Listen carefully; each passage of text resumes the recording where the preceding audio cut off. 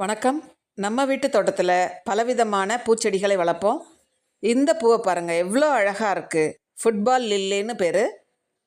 பேருக்கு ஏற்ற மாதிரியே பால் சைஸில் அழகாக பூத்துறது. பெரிய செடி கிடையாதுங்க, சின்ன செடி தான். அதுலேயே பூக்கள் வந்தாச்சு.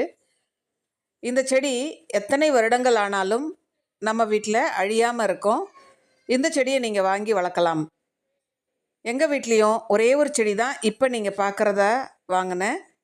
ஆனால் அதற்கு பிறகு பல செடிகளை நான் உருவாக்கிட்டேன். நீங்களும் உங்கள் வீட்டில் இந்த செடியை முயற்சி செஞ்சு பாருங்கள்.